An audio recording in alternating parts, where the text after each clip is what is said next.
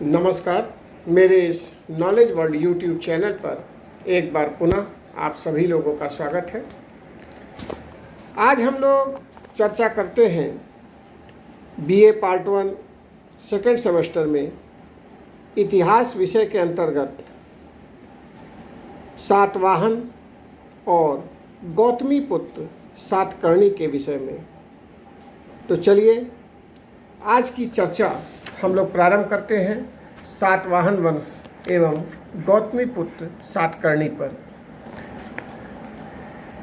हम जानते हैं कि ईसा पूर्व प्रथम शताब्दी में विंध्य पर्वत के दक्षिण में दो शक्तियां प्रमुख रूप से दिखाई देती हैं या प्रबल हुई। एक थे ऊपरी डेक्कन के सातवाहन और दूसरे थे कलिंग के चेदी। इनमें चेदियों की शक्ति अल्पकालीन थी, किंतु सातवाहन शक्ति का 3 शताब्दियों तक निरंतर उत्कर्ष होता रहा और उनकी सत्ता किसी न किसी रूप में 4.5 शताब्दियों तक बनी रही। अगर देखा जाए तो इतने दीर्घ काल तक भारतीय इतिहास के किसी भी अन्य राजवंश ने अबाध रूप से शासन नहीं किया है। सातवाहन साम्राज्य के अंतर्गत समस्त दक्षिणापथ सम्मिलित था और उत्तर भारत में संभवतः मगध तक उसका विस्तार था। सातवाहन सम्राटों ने न केवल विदेशियों के विरुद्ध अपनी स्वाधीनता की रक्षा की, बल्कि साहित्य, कला, व्यापार, वाणिज्य आदि को भी प्रोत्साहन दिया। जहाँ तक सातवाहन वंश की बात है तो हम दोनों राजवंशों की राजनीतिक तथा सांस्कृतिक उपलब्धियों का विवरण इसमें करेंगे। सबसे पहले हम चर्चा करते हैं आंध्र सातवाहन राजवंश। आंध्र सातवाहन वंश के इतिहास का अध्ययन हम साहित्य के जरिए, विदेशी विवरणों के जरिए, पुरातत्व के जरिए या इन तीनों की सहायता से करते हैं। साहित्य के अंतर्गत हमें इसका सबसे पहले उल्लेख पुराणों में मिलता है। सातवाहन इतिहास के लिए मत्स्य तथा वायु पुराण विशेष रूप से उपयोगी है। पुराण सातवाहनों को आंध्र भृत्य तथा आंध्र जातीय कहते हैं। वह इस बात का सूचक है कि जिस समय पुराणों का संकलन हो रहा था, सातवाहनों का शासन आंध्र प्रदेश में ही सीमित था। पुराणों में सातवाहन वंश के कुल 30 राजाओं के नाम मिलते हैं, जिन्होंने लगभग 4 शताब्दियों तक शासन किया था, किंतु इनमें कुछ नामों का उल्लेख तत्कालीन लेखों में भी प्राप्त होता है। पुराणों में सातवाहन वंश के संस्थापक का नाम सिंधुक, शिशुक अथवा शिप्रक दिया गया है, जिसने कण्व वंश के राजा सुशर्मा को मारकर तथा शुंगों की शक्ति का अंत कर अपना शासन स्थापित किया था। सातवाहन इतिहास के प्रामाणिक साधन अभिलेख, सिक्के तथा स्मारक है। सातवाहन कालीन लेखों में निम्नलिखित उल्लेखनीय है, जैसे नागनिका का नाना घाट, जो कि वर्तमान समय में महाराष्ट्र के पुणे जिले में स्थित है, वहाँ का लेख। दूसरा, गौतमी पुत्र सातकर्णी के नासिक से प्राप्त 2 गुहा लेख। तीसरा, गौतमी बलश्री का नासिक गुहा लेख। चौथा, वासिष्ठी पुत्र पुलुमावी का नासिक गुहा लेख। पांचवा, वासिष्ठी पुत्र पुलुमावी का कार्ले गुहा लेख। छठा, यज्ञश्री सातकर्णी का नासिक गुहा लेख। ये सभी उपयुक्त लेख ऐतिहासिक दृष्टि से अत्यंत महत्व के हैं। नागनिका के नासिक लेख से सातकर्णी प्रथम की उपलब्धियों का ज्ञान होता है। इसी प्रकार गौतमीपुत्र सातकर्णी के लेख उसके व्यक्तित्व एवं कृतित्व का वर्णन करते हैं। लेखों के साथ साथ विभिन्न स्थानों से सातवाहन राजाओं के बहुसंख्यक सिक्के भी प्राप्त किए गए हैं। इसके अध्ययन से उनके राज्य विस्तार, धर्म तथा व्यापार, वाणिज्य इत्यादि के संबंध में महत्वपूर्ण सूचनाएं उपलब्ध होती है। नासिक के जोगलथंबी नामक स्थान से छहरात शासक नहपान के सिक्कों का ढेर मिलता है। इसमें अनेक सिक्के गौतमीपुत्र सातकर्णी द्वारा दोबारा अंकित कराए गए हैं, जो कि इस बात का प्रतीक है कि उसने नहपान के ऊपर विजय प्राप्त की थी। जहाँ तक सातवाहनों की उत्पत्ति तथा मूल निवास स्थान के बारे में है, तो सातवाहनों की उत्पत्ति और उनके मूल निवास स्थान के विषय में विद्वानों में मतभेद है। पुराणों में इस वंश के संस्थापक सिमुक को आंध्रभृत्य तथा आंध्र जातीय कहा गया है, जबकि अभिलेखों में इस वंश के राजाओं ने अपने को सातवाहन ही कहा है। प्राचीन काल में कृष्णा तथा गोदावरी नदियों के बीच का जो तेलुगु भाषी प्रदेश था वह आंध्र प्रदेश कहा जाता था। यहाँ तक कि ऐतरेय ब्राह्मण में यहाँ के निवासियों को अनार्य कहा गया है। इसके अनुसार विश्वामित्र के पुत्रों ने गोदावरी तथा कृष्णा के मध्य स्थित प्रदेश में जाकर आर्येतर जातियों के साथ विवाह किया और इस संबंध के परिणाम स्वरूप आंध्र उत्पन्न हुए। महाभारत में आंध्रों को म्लेच्छ तथा मनुस्मृति में वर्ण संकर एवं अंत्यज कहा गया है। इस आधार पर कुछ विद्वान सातवाहनों को अनार्य अथवा निम्न वर्ण का भी बताते हैं, परंतु इनके लेखों के विपरीत यह कहा जा सकता है कि सातवाहनों को सर्वत्र उच्च वर्ण का ही माना गया है। केवल पुराणों के आधार पर ही सातवाहनों को हम आंध्र जाति का नहीं मान सकते। कुछ विद्वानों का अनुमान है कि सातवाहन कुल का नाम है, जबकि आंध्र जाति का बोधक है। यहाँ तक कि यह भी माना गया है कि सातवाहन क्षत्रियों से भी संबंध रखते हैं। कुल मिलाकर यह कहा जा सकता है कि सातवाहनों की उत्पत्ति के संबंध में विद्वानों में मतभेद दिखाई देता है। यहाँ तक कि खाली उत्पत्ति के ही संबंध में नहीं, बल्कि सातवाहनों के मूल निवास स्थान के विषय में भी पर्याप्त विवाद है। रैप्सन, स्मिथ तथा भंडारकर जैसे कुछ विद्वान आंध्र प्रदेश में ही उनका मूल निवास मानते हैं, परंतु एक महत्वपूर्ण बात यह है कि सातवाहन राजाओं के बहुसंख्यक अभिलेख तथा सिक्के महाराष्ट्र के प्रतिष्ठान में प्राप्त हुए हैं। यहाँ तक कि सातवाहन वंश के संस्थापक का एक रिलीफ चित्र तथा सातकर्णी प्रथम की महारानी नागनिका का लेख नानाघाट से मिला है। नासिक से 2 और लेख भी मिले हैं। इस तरह से महाराष्ट्र को भी सातवाहनों का मूल निवास स्थान माना गया है। अब हम लोग सातवाहनों के कुछ प्रारंभिक इतिहास पर भी चर्चा कर लेते हैं। सातवाहनों का इतिहास शिशुक के समय से प्रारंभ होता है।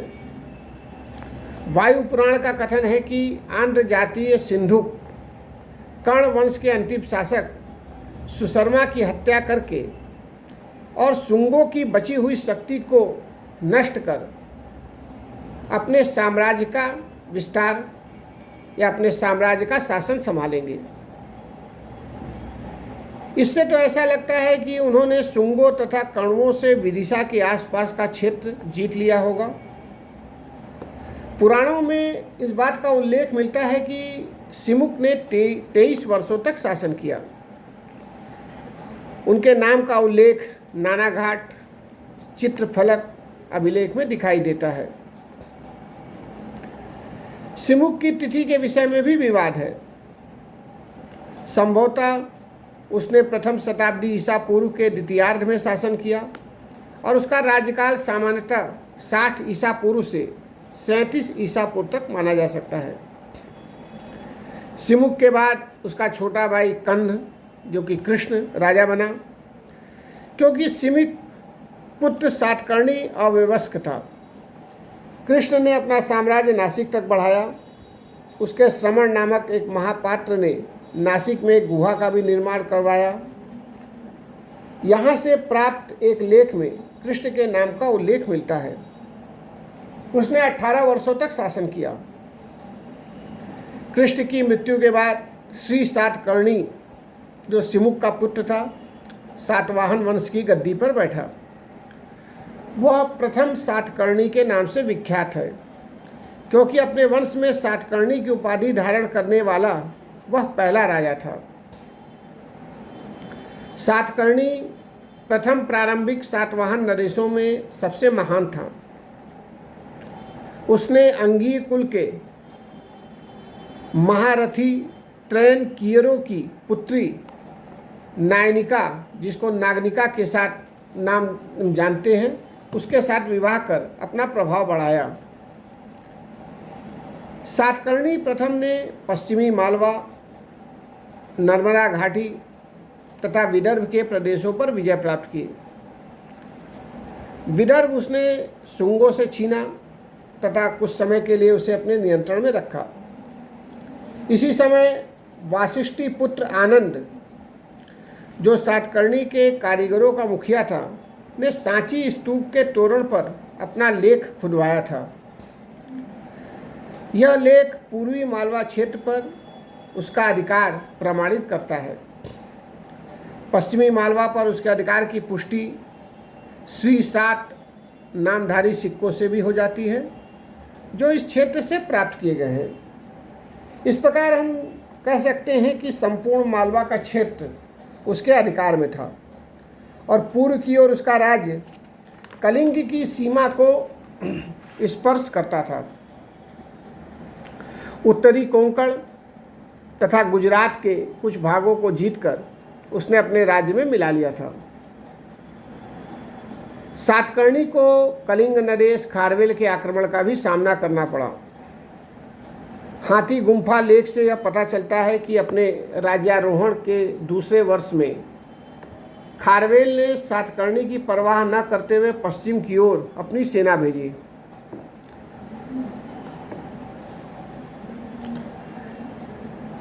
इस तरह यह कहा जा सकता है कि सातकर्णी ने खारवेल का प्रबल प्रतिरोध किया, जिसके परिणाम स्वरूप कलिंग नरेश को वापस लौटना पड़ा। अब हम लोग यह भी देखते हैं कि जब सातकर्णी की मृत्यु हुई तो उसके पश्चात सातवाहनों की शक्ति कमज़ोर पड़ने लगी। नानाघाट के लेख में उसके 2 पुत्रों का उल्लेख हुआ है, वेदश्री तथा शक्तिश्री। ये दोनों ही अव्यवस्क थे, अतः सातकर्णी प्रथम की पत्नी नायनिका ने संरक्षिका के रूप में शासन का संचालन किया। और इसके बाद का जो सातवाहनों का इतिहास है वो कहीं न कहीं एक अंधकारपूर्ण युग है या अंधा युग, इसको हम कह सकते हैं। जहाँ तक सातवाहनों की सत्ता का जब पुनरुद्धार की बात है तो वास्तव में इसमें सबसे महत्वपूर्ण काम अगर किसी ने किया तो वह था गौतमी पुत्र सातकर्णी। और गौतमी पुत्र सातकर्णी के नेतृत्व में ही सातवाहनों ने पुनः अपनी खोई हुई शक्ति एवं प्रतिष्ठा प्राप्त की। पुराणों के अनुसार गौतमी पुत्र सातकर्णी सातवाहन वंश का 23वां राजा था। उसके पिता का नाम शिव स्वाति तथा माता का नाम गौतमी बलश्री था। वह सातवाहन कुल का महानतम सम्राट था। उसके 3 अभिलेख प्राप्त होते हैं, 2 नासिक में तथा 1 कारले से। नासिक का पहला अभिलेख उसके शासनकाल के 18वें तथा दूसरा 24वें वर्ष का है, और जो कारले का अभिलेख है वो संभवतः 18वें वर्ष का है। इसके अतिरिक्त उसके कुछ सिक्के भी मिलते हैं। उसकी सैनिक सफलताओं एवं अन्य कार्यों के विषय में हम उसकी माता गौतमी बलश्री की नासिक प्रशस्ति तथा पुलुमावी के नासिक गुहालेख से भी सूचना प्राप्त कर सकते हैं, यह सूचना मिलती है।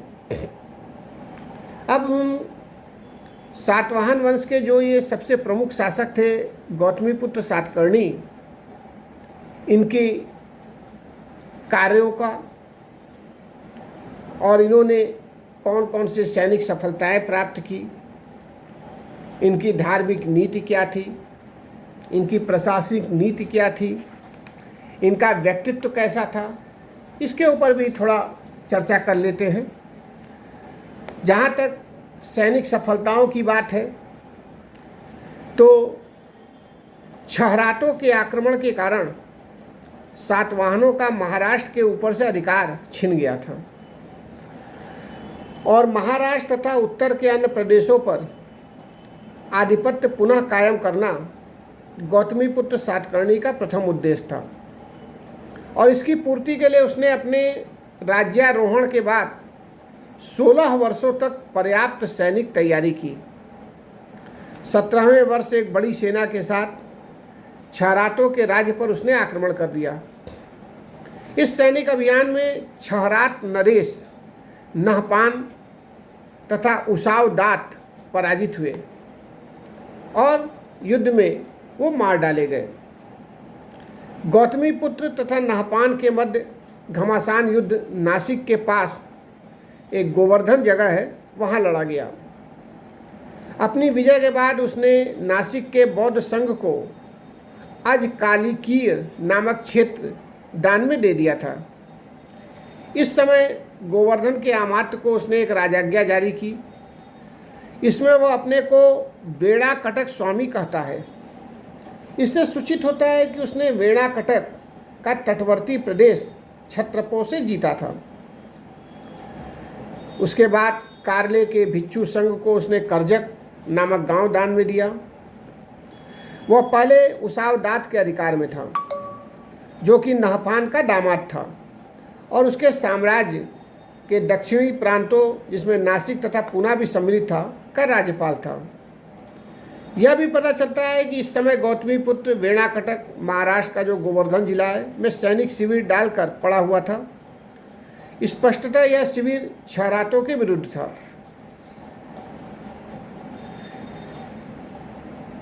इस प्रकार हम यह देखते हैं कि गौतमीपुत्र सातकर्णी के द्वारा छहराट कुल का विनाश हुआ। पुलुमावी के नासिक गुहालेख में भी गौतमीपुत्र को छहराटों के विरुद्ध सफलता की सूचना मिलती है। इस लेख में उसे शक, यवन तथा पहलवों का विनाश करने वाला भी माना गया है। एक तरह से गौतमीपुत्र सातकर्णी ने सातवाहन कुल की प्रतिष्ठा को पुनः स्थापित करने का कार्य किया। अपनी सफलताओं से उत्साहित होकर गौतमीपुत्र ने अपना विजय अभियान और आगे बढ़ाया तथा दक्षिण एवं उत्तर भारत के कई स्थानों को जीतकर अपने साम्राज्य में मिलाया। उसके पुत्र पुलुमावी के शासनकाल के 19वें वर्ष में जो नासिक गुहालेख है, उसमें गौतमीपुत्र सातकर्णी द्वारा विजित कुछ निम्नलिखित प्रदेशों के नाम मिलते हैं, जैसे ऋषिक, जो कि आज के समय में कृष्णा नदी का तटीय प्रदेश है, अस्मक, जो कि वर्तमान समय में गोदावरी का तटीय प्रदेश है, मूलक, जो कि पैठन का समीपवर्ती भाग है, सुराष्ट्र, जो कि आज के समय में दक्षिणी काठियावाड़ है, कुकुर, ये पश्चिमी राजपुताना का क्षेत्र है, अपरांत, उत्तरी कोंकण, अनूप नर्मदा घाटी का क्षेत्र है, विदर्भ जो कि आज नागपुर, महाराष्ट्र में नागपुर के इलाके का क्षेत्र है, आकर पूर्वी मालवा, अवंती पश्चिमी मालवा इत्यादि। इस तरह यह देखा जा सकता है कि गौतमीपुत्र सातकर्णी का साम्राज्य विंध्य पर्वत के दक्षिण के संपूर्ण प्रदेश पर था। उसे विंध्य, मालवा के दक्षिण का भाग, पारिपात्र, नीलगिरी के उत्तर का पश्चिमी घाट, मलय त्रावणकोण की पहाड़ियाँ, महेंद्र जो कि पूर्वी घाट है, इत्यादि पर्वतों का स्वामी भी कहा गया है। एक तरह से कहा जाए तो गौतमीपुत्र सातकर्णी एक दिग्विजयी सम्राट था और जिसके समय में सातवाहन साम्राज्य अपने उत्कर्ष की पराकाष्ठा पर था।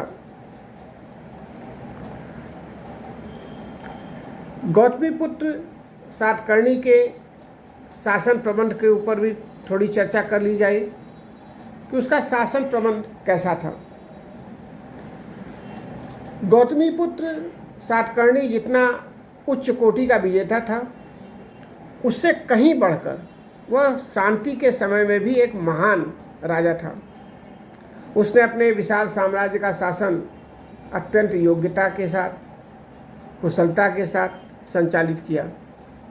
अपने शासन काल में उसने गरीबों, कमज़ोरों एवं दुखी लोगों पर विशेष ध्यान दिया। वह ऐसा राजा था जो अपनी प्रजा के सुख में सुखी होता था और प्रजा के दुख में उसे दुख होता था। उसने शास्त्रों के आदेशानुसार शासन किया। उसने प्रजा पर कोई भी अन्यायपूर्ण कर नहीं लगाया और समाज में वर्ण आश्रम धर्म की प्रतिष्ठा को स्थापित किया। उसने अपने संपूर्ण साम्राज्य को आहारों में विभाजित किया। प्रत्येक आहार एक अमात्य के अधीन होता था। अपने राज्यकाल के अंत में उसने अपनी माता के साथ मिलकर शासन किया था। जहाँ तक धार्मिक नीति की बात है तो गौतमीपुत्र का शासन वैदिक धर्म के पुनरुत्थान का काल था। नासिक प्रशस्ति में उसे वेदों का आश्रय तथा अद्वितीय ब्राह्मण कहा गया है, परंतु इसका अर्थ यह नहीं था कि वह अन्य धर्मों के प्रति दुराव रखता था। वैदिक धर्म का पोषक होते हुए भी वह एक धर्म सहिष्णु शासक था। विशेषकर वह बौद्धों के प्रति उदार था तथा उसने बौद्ध भिक्षुओं के लिए ग्राम तथा भूमि दान में दी थी। जहाँ तक गौतमीपुत्र सातकर्णी के व्यक्तित्व एवं चरित्र की बात है तो गौतमीपुत्र सातकर्णी की प्रतिभा बहुमुखी थी। वह एक विद्वान राजा था। उसे संपूर्ण शास्त्रों का ज्ञान था। नासिक अभिलेख में भी कहा गया है कि उसका शरीर स्वस्थ, बलिष्ठ एवं सुंदर था। उसका व्यक्तित्व काफ़ी आकर्षक था। वह मातृभक्त था तथा इतना उदार था कि अपराध करने वालों को भी क्षमा कर देता था। वह गुणवानों को आश्रय देता था। उसका चरित्र उज्ज्वल था तथा वह एक धर्मपरायण व्यक्ति था। जहाँ तक गौतमीपुत्र सातकर्णी के उत्तराधिकारियों की बात है तो सातकर्णी की मृत्यु के बाद उसका पुत्र वासिष्ठी पुत्र पुलुमावी, जिसे पुराणों में पुलोमा, पुरोमणि अथवा पुलोमावी कहा गया है, सातवाहनों का राजा हुआ। पुराणों के अनुसार उसने 28-29 वर्षों तक राज्य किया। उसके समय में भी सातवाहनों की शक्ति पूर्वतः बनी रही। यद्यपि पश्चिमी भारत में शकों के पुनः शक्तिशाली हो जाने से सातवाहन साम्राज्य के कुछ उत्तरी प्रदेश उनके अधिकार से जाते रहे।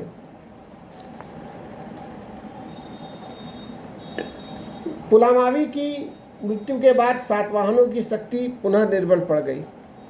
उसके बाद पुराणों की सूची के अनुसार शिवसी सातकर्णी, शिव स्कंद सातकर्णी राजा हुए। इनके शासनकाल में कोई महत्वपूर्ण घटना नहीं हुई और अंततः सातवाहन साम्राज्य का विनाश हो गया। इस तरह हम देखते हैं कि सातवाहन साम्राज्य अपने समय में एक महत्वपूर्ण वंश था और सातवाहन साम्राज्य ने वैदिक धर्म के पुनरुत्थान में अपनी महत्वपूर्ण भूमिका का निर्वाह किया। धन्यवाद।